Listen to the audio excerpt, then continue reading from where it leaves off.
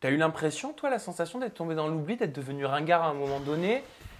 C'est dur parce que quand tu as connu la gloire, comme tu l'as connu avec les Link Up, faut pas oublier, c'était 6 millions de téléspectateurs tous les jeudis soirs. Ouais.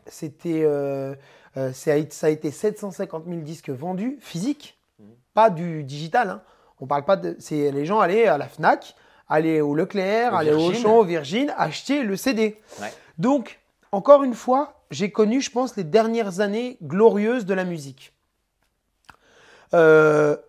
Avoir une carrière qui a duré, ce qu'elle a duré, mais c'est important de ne pas l'oublier. C'est important de se dire, c'est toute une époque qui a disparu. Maintenant, moi, je suis tombé dans l'oubli.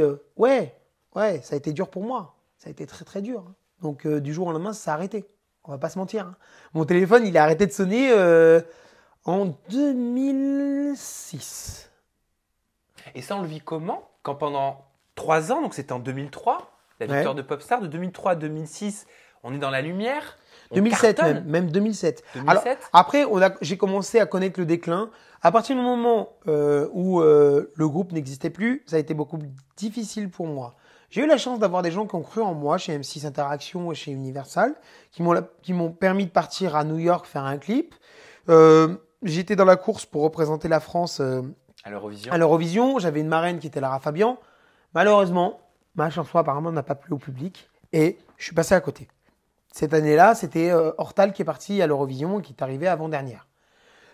Après, moi je me dis c'est peut-être un signe du destin, j'y suis pas allé, c'est pas grave. Là-dessus, Delphine Derieux, qui était encore directrice d'M6 Interaction, me donne ma chance et me dit bon écoute Lionel, on partirait bien sur un nouveau single, c'était Vivre avec toi.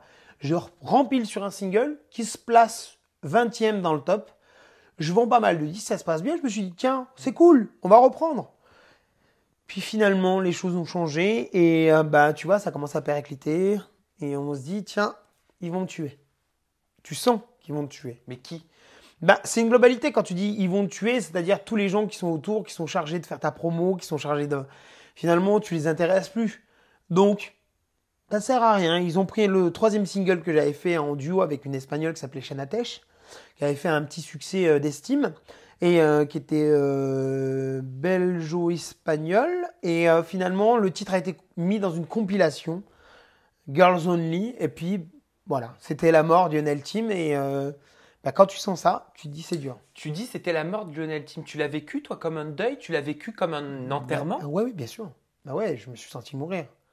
Ah oui, quand tu as vécu les choses intensément comme ça, c'est comme si on te tuait en fait. Mais ce que j'ai dit, je l'ai dit fièrement, je dis je veux décider de ma mort. Donc laissez-moi y croire jusqu'au bout. Laissez-moi décider de ma mort. Donc voilà, en fait, j'avais besoin de mourir pour renaître. Après, c'est compliqué quand tu connais la gloire comme tu l'as connue. Là, moi, c'était pas des petits trucs. Hein. C'était des bus chahutés, des scènes remplies, des nounours, des sacs remplis de lettres d'amoureuses. C'était la folie, vraiment. Et là, tu te dis, ok, tout est terminé. Alors repartir. Tu as le choix. Soit tu pars en dépression totale et tu vas te suicider, soit tu décides de te battre. Après, c'est pas une solution finale, hein, on est bien d'accord. Il y a d'autres qui se sont battus, qui sont restés à vivre leur vie correctement, qui sont retournés dans des boutiques, vendeurs, comptables.